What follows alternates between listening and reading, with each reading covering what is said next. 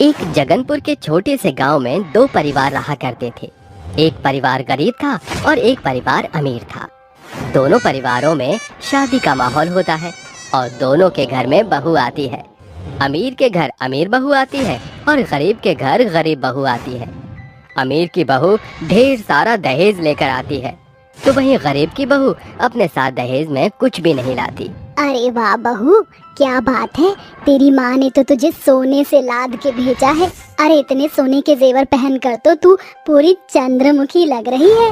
अरे ये सब तो करना ही था, क्योंकि मेरे पिताजी शहर के क्लर्क जो हैं, अब अपनी बेटी की शादी में पैसा नहीं लगाएंगे तो फिर किसकी शादी में लगाएंगे। सोनम की सास आशा उससे बहुत खुश होती है, लेकिन सोनम थोड़ी घमंडी भी होती है, क्योंकि वो दहेज में ढेर सारा सामान लेकर आती है। गाड़ी, सोफा, स्मार्ट एलईडी टीवी और भी बहुत कुछ। वहीं दूसरी तरफ उनके ही सामने गरीब घर की बहू अपने घर से केवल अपने 2 जोड़ी कपड़े लेकर आती है, जिसे देखकर उसकी सास सावित्री कहती है, अरे ये क्या, इसके माँ बाप इतने गरीब हैं कि इसे केवल 2 जोड़ी कपड़े में ही भेज दिया। हे भगवान, हमारे तो भाग्य ही फूट गए इस लड़की से अपनी बेटे की शादी करवाकर। माँ जी, आपको दहेज की क्या जरूरत है? आपके घर में तो पहले से ही इतना सामान है। अरे कलमुही, मेरे भरे पूरे घर को नजर मत लगा, बड़ी मुश्किल से मैंने जोड़ा है। शादी के पहले दिन पर ही पूजा को अपनी सास की ये सारी बातें सुनकर बहुत अफसोस होता है, लेकिन वो किसी से कुछ नहीं कह पाती। अगले दिन से पूजा अपने ससुराल की सभी जिम्मेदारियों को अच्छे से संभाल लेती है और घर के सभी काम शुरू कर देती है। जिसके बाद वो नाश्ता बनाकर अपनी सास सावित्री को बुलाने के लिए जाती है। माँ जी, मैंने नाश्ता बना दिया है, चलिए नाश्ता कर लीजिए। हाय हाय, हे भगवान, अरे मैं नाश्ता करने नहीं आ सकती, मेरी तबीयत ठीक नहीं है, मेरा नाश्ता यहीं लेकर आ जा। सावित्री के कहने पर पूजा उसके लिए नाश्ता तैयार करके उसके कमरे में ले आती है। जिसके बाद जैसे ही सावित्री नाश्ते का पहला निवाला खाती है, वो उसे अपने मुंह से जमीन पर थूक देती है और पूजा से कहती है, अरे करमजली मनहूस कहीं की, ये कैसा नाश्ता बनाया है तूने? अरे ऐसा नाश्ता बनाकर मारेगी क्या तू हमें? लेकिन माँ जी, मैंने तो खाना सही से बनाया था, फिर आपको पसंद क्यों नहीं आया? अच्छा, तो इसका मतलब तू मुझे झूठा साबित करना चाहती है? रुक, तुझे तो मैं अभी बताती हूँ। इतना कहकर सावित्री पूजा के बाल पकड़ लेती है और उसे मारने लगती है। वहीं दूसरी तरफ अमीर घर की बहू सोनम अपने बिस्तर पर अपने पति के साथ आराम से सो रही थी। तभी उसका पति राजवीर उससे कहता है, अरे डार्लिंग, सुबह के 11 बज गए हैं, चलो अब उठ जाओ। नहीं नहीं, मुझे भी थोड़ा और सोना है। शादी की फंक्शन की वजह से मैं बहुत थक गई हूँ, मुझे थोड़ा आराम कर लेने दो। सोनम ऐसा कहकर दोबारा सो जाती है। जिसके बाद वो दोपहर में उठती है और अच्छे से तैयार होकर अपनी सास के पास जाती है। अरे बहू, तू इतनी जल्दी उठ गई? अरे इतनी जल्दी उठने की क्या जरूरत थी? अभी तो तू आराम कर। आज पता है ना तुझे, तेरी मुंह दिखाई की रस्म है। शाम को इतने सारे मेहमान आएंगे तो उनके बीच थक जाएगी। हाँ माँ जी, आप बिल्कुल सही कहती हो, मुझे थोड़ा और आराम कर लेना चाहिए, क्योंकि शाम को मुझे बहुत सारा मेकअप करके सबके साथ बैठना होगा और फिर मेरा लहंगा भी बहुत भारी है, मैं तो उसे संभाल कर परेशान हो जाऊंगी। आखिर चांदनी चौक की सबसे बड़ी दुकान से जो बनवाया है। ऐसा कहकर सोनम अपने कमरे में आराम करने के लिए चली जाती है। एक तरफ अमीर बहू इतना सारा दहेज लाकर पैर पसार कर आराम करती है, तो वहीं दूसरी तरफ गरीब बहू पिटने के बाद भी घर के सभी काम करती है और अपनी सास की भी सेवा करती है। अरे ये क्या, मैं तो घर के काम करते करते गैस पर चढ़ाया हुआ दूध भूल गई। जल्दी से जाकर देखती हूँ कहीं निकल ना गया हो। जैसे ही पूजा रसोई में जाकर दूध देखती है, दूध पहले से ही निकल चुका था। वो तुरंत गैस बंद करती है, लेकिन तभी उसकी सास रसोई में आ जाती है और उससे कहती है, क्यों रे कलमुही, करमजली कहीं की, ये तूने क्या कर दिया? अरे तू यहाँ इस घर में नुकसान करने आई है, तेरी वजह से मेरा दूध खराब हो गया। वो माँ जी, वो माँ जी। अरे हकला क्यों रही है? ये सब तूने जानबूझकर किया। रुक, तुझे तो मैं अभी बताती हूँ। सावित्री तुरंत पूजा के बाल पकड़ लेती है और उसे जोरदार थप्पड़ मारना शुरू कर देती है। माँ जी ऐसा मत कीजिए, मुझे चोट लग रही है, मुझे बहुत दर्द हो रहा है, मुझे छोड़ दीजिए माँ जी, मुझे छोड़ दीजिए। जब तूने गलती की है तो तुझे उसकी सजा मिलकर ही रहेगी। आज तो मैं तेरा भूत उतार ही दूंगी। कुछ देर बाद सावित्री उसे छोड़ देती है, जिसके बाद पूजा के गालों पर थप्पड़ मारने के निशान छप जाते हैं और वो दर्द में रोने लगती है। हे भगवान, ऐसा मैंने कौन सा पाप कर दिया जिसकी सजा मुझे मिल रही है? अगर मेरा गरीब होना इतना ही बुरा था तो तूने मुझे अमीर क्यों नहीं बनाया? क्या तू मुझे किसी अमीर घर की बेटी नहीं बना सकता था? बेचारी पूजा रोती रहती है। वही शाम को सोनम अच्छे से तैयार होकर अपनी सास आशा के पास जाती है और उससे कहती है, बताइए माँ जी, कैसी लग रही है आपकी बहू? अरे मेरी बहू तो बिल्कुल चांद का टुकड़ा लग रही है। ऐसी बहू तो पूरे मोहल्ले में किसी की नहीं होगी। चल बहू, सभी मेहमान तेरा इंतजार कर रहे हैं। आज तेरी मुंह दिखाई है, सभी तेरे लिए बहुत सारे गिफ्ट लेकर आए हैं। अरे पिता क्लर्क है तो पूरा मन भर के दहेज लेकर आई है मेरी बहू। हमारे मोहल्ले में तो अभी तक इतना दहेज किसी की बहू नहीं लेकर आई है। अरे अब सामने सावित्री बहन की बहू को ही देख लो, इतनी गरीब है कि बेचारी सिर्फ 2 जोड़ी कपड़े ही लेकर आई है। सावित्री वहाँ खड़ी होकर ये सब सुनती रहती है, जिसके बाद उसे बहुत गुस्सा आता है। जैसे ही उनका फंक्शन खत्म होता है, सावित्री वापस अपने घर लौट आती है। अरे पूजा, कहाँ मर गई? मर ही जाए तो अच्छा ही है, कम से कम अपने बेटे की दूसरी शादी तो करवा पाऊंगी। तभी वहाँ पर पूजा पहुँच जाती है और अपनी सास की ये बात सुनकर कहती है, माँ जी, मैं आपको अपनी माँ की तरह समझती हूँ और आप मेरे मरने की दुआ मांग रही हो। अरे मुझे जवाब देती है, तू मेरे घर में अब नहीं रह सकती। अभी के अभी मेरा घर छोड़कर चली जा। सावित्री पूजा को धक्के मार के घर से निकाल देती है। बेचारी पूजा हाथ जोड़ती रह जाती है, लेकिन सावित्री को उसके ऊपर जरा भी तरस नहीं आता। जिसके बाद पूजा वापस अपने गरीब माता पिता के पास चली जाती है। वहीं कुछ ही दिनों बाद अमीर घर की बहू सोनम अपनी सास के ऊपर बहुत अत्याचार करने लगती है और उसे एक दिन घर से निकालते हुए कहती है, माँ जी, अब आप मेरे साथ नहीं रह सकती। मैं अपने पति के साथ अपनी जिंदगी जीना चाहती हूँ, इसलिए आप गांव लौट जाओ। बहू, मेरे ऊपर ऐसा जुल्म मत कर, मैं घर के किसी कोने में पड़ी रहूंगी। मेरे ऊपर रहम कर। सोनम उसकी एक नहीं सुनती, जिसके बाद वो दरवाजा बंद करके अंदर चली जाती है। एक तरफ आशा बैग लेकर जा रही थी तो दूसरी तरफ सावित्री सब्जी मंडी से आ रही थी। जिसके बाद वो आशा को देखकर उसके हाल के बारे में पूछती है। आशा उसे अपनी बहू के बारे में सब कुछ बताती है, जिसे सुनने के बाद सावित्री को अपनी गलती का एहसास होता है। पूजा ने तो कभी मेरे साथ ऐसा नहीं किया, बल्कि मैंने ही उसके ऊपर कितने अत्याचार किए। मुझे उसके साथ ऐसा नहीं करना चाहिए था। मुझे पूजा को वापस लेकर आना चाहिए। सावित्री उसी दिन अपनी बहू पूजा को घर ले आती है और उसके साथ खुशी खुशी रहने लगती है। जिंदगी में पैसा कभी किसी का नहीं होता। आज आपके पास है तो कल मेरे पास होगा, इसलिए पैसों से ज्यादा इंसानों को अहमियत दीजिए, क्योंकि वक्त आने पर वही आपके काम आते हैं। प्रेग्नेंट बहू बस ड्राइवर। चंदा एक सर्वगुणी लड़की थी जो कि एक गरीब परिवार से थी। उसकी माँ बीमार रहती थी और पिता बस ड्राइवर थे। ऐसे ही एक दिन वो अपने पिता से कहती है, बाबा, मुझे भी बस चलाना सिखा दो ना अपनी तरह। पर बेटा, तू क्या करेगी? प्लीज बाबा, सिखा दो ना।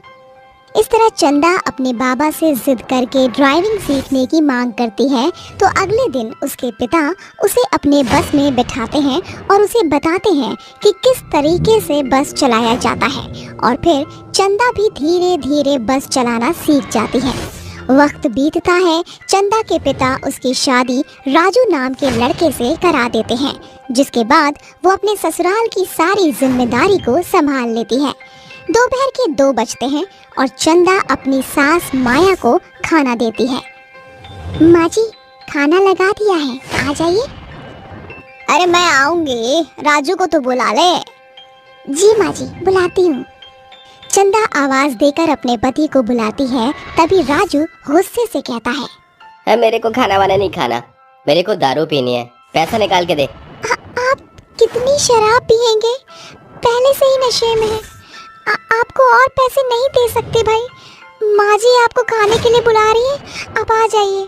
मैंने बोला ना मुझे शराब पीनी है, बस।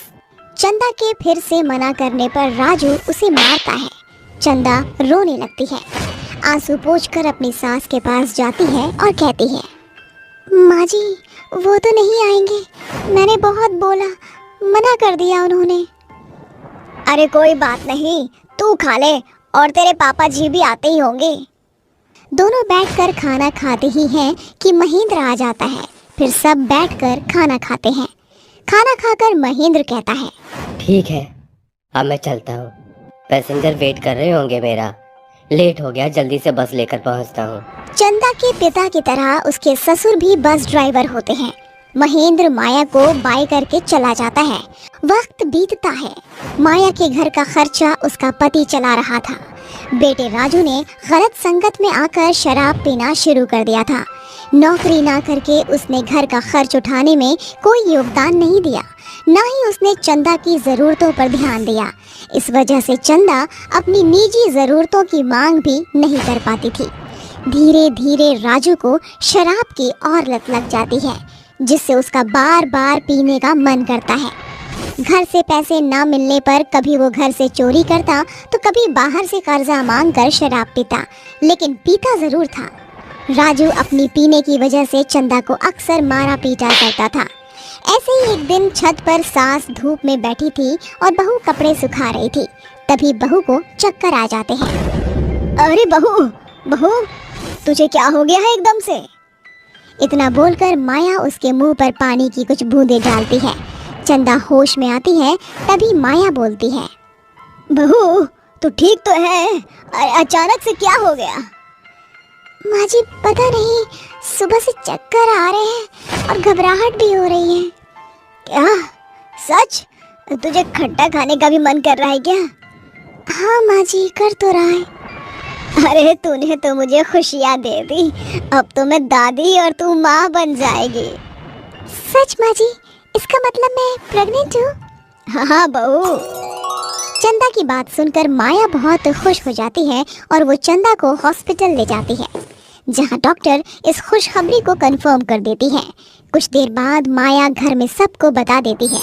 सब खुशी से नाचने लगते हैं। महेंद्र के सर पर अब उसके पोते पोती की भी जिम्मेदारी आ गई थी। ये बात सोचकर महेंद्र अपने बेटे को कहता है, तू कब तक ऐसे रहेगा? अब तो तेरी औलाद भी आने वाली है, कम से कम उसके लिए तो 2 पैसे कमा ले। कब तक शराब पीता रहेगा? जिम्मेदार बाप बन। कभी आप जिम्मेदार बाप बने? मेरे को किसी से कोई मतलब नहीं है। मुझे बस अपनी महबूबा शराब से मतलब है, जिसके लिए मैं जीता हूँ। ये सुनकर महेंद्र को बहुत गुस्सा आता है। एक जोर का थप्पड़ राजू को लगाता है और कहता है, बदतमीज नालायक, तेरे लिए मैंने क्या कुछ नहीं किया और तू मुझे अच्छे बाप की शिक्षा दे रहा है। और तो खो रहा है कि एक कपूत को पैदा कर दिया। महेंद्र को अपनी बेटी की बात का बहुत गहरा सदमा लगता है। ये बात उसके दिल पर इतनी प्रभाव करती है कि उसकी हार्ट अटैक से उसी क्षण मृत्यु हो जाती है। बेचारी माया पति की मृत्यु से गुमसुम सी हो जाती है। तभी चंदा उसके पास आती है और कहती है, माँ जी थोड़ा सा खाना खा लीजिए। बहू, मेरा मन नहीं है बहू। माँ जी आप नहीं खाओगे तो मैं भी नहीं खाऊंगी, फिर आपका पोता या पोती भूखे रहेंगे ना, और पापा जी को भी तो अच्छा नहीं लगेगा। तो कहती है तो खा लेती हूँ। ये बोलकर माया खाना खा लेती है और अपनी बहू को भी अपने हाथ से खिला देती है। 3 हफ्ते बीत जाते हैं। घर के सारे पैसे खत्म हो जाते हैं। घर का खर्चा चलाने के लिए कुछ नहीं होता। तभी चंदा कहती है, माँ जी घर में रखे बचे कुचे पैसे भी खत्म हो गए और राशन भी आज का ही है। अब हम पर कल के खाने के लिए कुछ भी नहीं है और राजू जी तो किसी चीज़ में मदद करेंगे नहीं। तो मैंने सोचा है कि माँ जी पापा जी की बस चलाकर हम अपना पेट पाल सकते हैं। अरे नहीं बहू, बच्चे को कुछ हुआ तो? माँ जी बच्चे की भी ज़रूरतें पूरी करनी है ना, तो हाँ कर दीजिए माँ जी। चंदा की बात सुनकर माया उसे बस चलाने की इजाज़त दे देती है और खुद कंडक्टर बनती है। अगले दिन से दोनों बस डिपो पर पहुंच जाते हैं, जहां माया बोलती है, रामपुर रामपुर जल्दी से आ जाओ, ये बस रामपुर के लिए निकलने वाली है। रामपुर रामपुर। माया के इतना बोलते ही सवारी बस में चढ़ जाती है और चंदा बस चलाना शुरू कर देती है। चंदा आराम से बस चलाती है और माया सबको टिकट देकर पैसे इकट्ठे करती है। शाम को दोनों घर आते हैं तो पहले दिन उनकी कमाई बहुत अच्छी होती है और माया कहती है, अरे चंदा, बहू देख आज कितने सारे पैसे इकट्ठे हो गए। हाँ माँ जी, लेकिन हमें ये पैसे उनसे छुपा कर रखने होंगे। हाँ बहू, सही कह रही हो। इस तरह चंदा और माया बस चला चला कर अपने भविष्य के लिए पूंजी जोड़ने लगते हैं। ऐसे ही एक दिन बस चलाकर आते वक्त राजू देख लेता है और बोलता है, ला पैसे दे मुझे, शराब खत्म हो गई मेरी। नहीं, मैं आपको नहीं दूंगी। कभी कभार राजू उनके पैसे छीनने आया करता था, लेकिन चंदा उसे नहीं देती थी। वक्त बीतता है, चंदा को बस चलाते हुए 6 महीने बीत जाते हैं। वहीं दूसरी ओर राजू शराब का बहुत कर्जा कर लेता है, तो गांव वाले उसे बहुत मारते हैं और उनसे अपना पैसा मांगते हुए कहते हैं, अगर आज तूने सारा पैसा नहीं लौटाया तो तू फिर इसी तरह पिटेगा, समझा? आखिरी बार समझा रहे हैं, शाम को फिर आऊंगा। ये कहकर गांव के आदमी चले जाते हैं। घबराते हुए राजू अपनी माँ और बीवी के पास जाता है और कहता है, माँ मुझे बचा लो, मेरी मदद करो। क्या हुआ तुझे? तेरी ये हालत किसने की है? माया के पूछते ही राजू सारी बातें उसे बता देता है। तभी माया बोलती है, बता बहू, क्या करें? माँ जी, सोचना क्या है, हमारे जमा किए हुए 50,000 इनके कर्जे में चुका दीजिए। पर बहू, ये तेरी डिलीवरी और बच्चे के लिए है। कोई बात नहीं माँ जी, हम और मेहनत कर लेंगे। चंदा, मुझे माफ कर दो, तुम्हारे साथ मैंने बहुत बुरा किया, लेकिन अब मैं अपनी गलतियों को सुधार लूंगा। तुम्हारा और बच्चे का ख्याल रखूंगा और बस चलाकर मेहनत भी करूंगा। चंदा प्लीज मुझे माफ कर दो। सच? हाँ चंदा। राजू चंदा को गले लगा लेता है, अपने हाथ से उसे फल खिलाता है। शाम को गांव के आदमी उससे उधार लेकर चले जाते हैं। हर रोज की तरह अगले दिन भी चंदा बस चलाने के लिए उसमें बैठ ही रही थी कि राजू आकर बोलता है, चंदा नहीं, अब से बस चलाने की जिम्मेदारी मेरी है और तुम्हारा ख्याल रखने की भी। घर चलो। चंदा को राजू की बात माननी पड़ती है। फिर राजू बस चलाने लग जाता है। ऐसे ही 2 महीने बाद चंदा एक प्यारी सी बेटी को जन्म देती है। इस तरह सब खुशी खुशी रहने लगते